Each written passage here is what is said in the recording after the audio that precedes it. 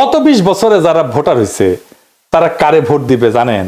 জানেন না তো, আমরা কেউই জানি না। বিএনপি কে যে ভোট দিবে না এটা তো জানা গেছে। ছাত্র সংসদ নির্বাচনে দেখা গেছে তরুণেরা ভোট দিতেছে বিএনপি কেনা। বিএনপি থার্ড হয়েছে বেশিরভাগ জায়গায়। আগে তো টাকা দিয়া ভোট কেনা যাইতো, গুন্ডার হুন্ডা দিয়া কেন্দ্র দখল করা যাইতো। এটা কি আবার করা যাবে? যাবে না। ওরাও নিশ্চিত না। আগে মনে করেছিল ইলেকশন দিলে তো বিএনপি জিতে যাবে, তাই রে নাই রে না। এখন সেই কনফিডেন্স আর নাই। কনফিডেন্স থাকলে জাস্টিস শাহাবুদ্দিনের 91 ইলেকশনের মতো একটা ইলেকশন করে ফেলতো, সবকিছু ঠিক আছে। এরশাদ নাই, বাকি সব ঠিক আছে, তাই হইতো।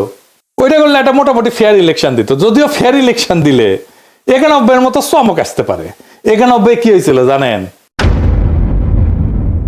আর্মি, প্রশাসন, পুলিশ, ব্যুরোক্রেসি, এমনকি বিএনপিও মনে করেছিল আওয়ামী লীগ ক্ষমতা আসবে। ক্ষমতা আসলো বিএনপি। ওই একই অবস্থা হবে এবার। আর্মি তো বিএনপির সাপোর্ট দিতেছে, ওয়াকার দিতেছে। প্রফেসর ইউনূসের সরকারের কিছু উপদেষ্টাও কাজ করতেছে বিএনপির জন্য। কিছু যে ভিড়িছে, বিএনপি কইছে আপনাকে রাখবো আমরা পরের সরকারে, আর আনন্দে চলে গেছে আর কি। জামাত মনে করে যে বিএনপি ক্ষমতা আসতেছে, কিন্তু ডিপ স্টেট এটা মনে করে না। তারা সেই জন্য 2008 সালের নির্বাচনের মতো ব্যবস্থা করতে যাচ্ছে, যেখানে সুনিপুণ ভাবে গোয়েন্দা সংস্থা নিয়ন্ত্রিত একটা ইলেকশন হবে। বিএনপির সাথে ওয়াকার আছে, কিন্তু ব্যুরোক্রেসি পুলিশের পুরোটা নাই। এটাই বিএনপির মাথা ব্যথা, ওয়াকারেরও মাথা ব্যথা। প্রফেসর ইউনূসের বেশ কিছু উপদেষ্টা কবজা করে ফেলছে। তাই বিএনপি প্রশাসন আর পুলিশ আর ব্যুরোক্রেসিকে কিভাবে কবজা করা যায় এই গুটু করিচ্ছে। প্রফেসর ইউনূসের কাছে খালি ধর্ণা দিচ্ছে। জামাতকে বুঝবার পারিচ্ছে যে এরকম একটা নির্বাচনের পায়তারা চলিচ্ছে। 2008 সালে কিন্তু বিএনপি বুঝতে পারে নাই, এমনকি জামাতও বুঝতে পারে নাই এমন ইলেকশন একটা হইতেছে। অনেকে মানা করছিল কিন্তু বিএনপিকে ওই নির্বাচনে না যাইতে, যেমন ফরহাদ মজার ভাই কইছিলেন। এটা ফরহাদ মজার আমাকে নিজেই কইছেন। এইবার জামাত আগে থেকে সতর্ক। তাই দেখেন জামাতের বিরুদ্ধে কামান দাগানো ইতিমধ্যেই শুরু হয়েছে। জামাত নাকি নির্বাচনই চায় না, মানে শিবির যেটি নির্বাচন করেছে সেটি তো জিতিচ্ছে। জামাতের অবস্থা আপনারা জানেন, জামাতের তো অবস্থা খারাপ না।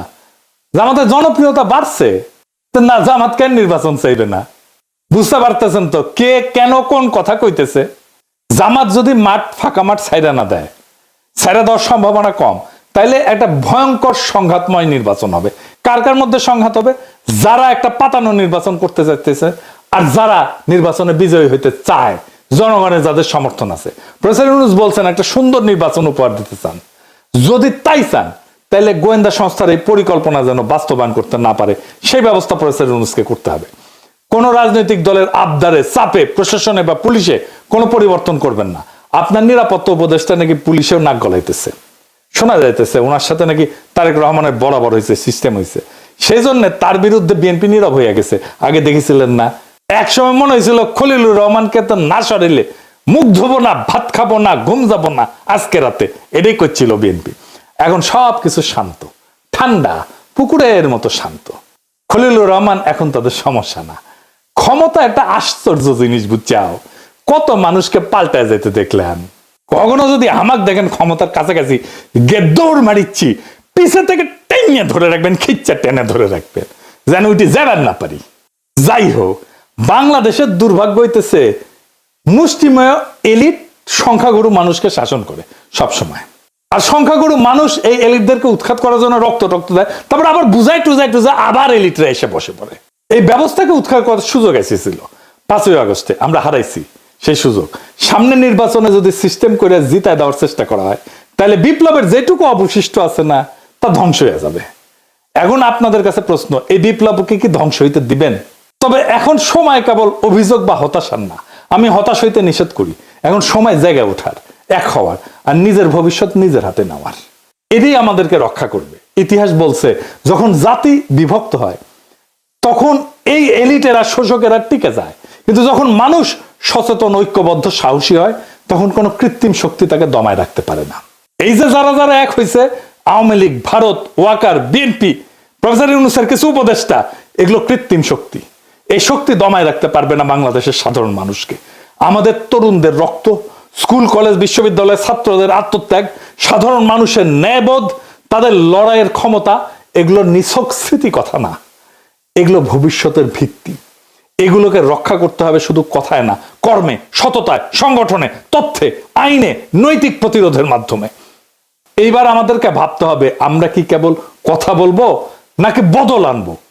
ভয়, অপপ্রচার আর বিভক্তিকে হারাইতে হইলে লাগবে ধৈর্য, পরিকল্পনা আর সাহস। এখনই সময় সেই সাহস দেখানোর।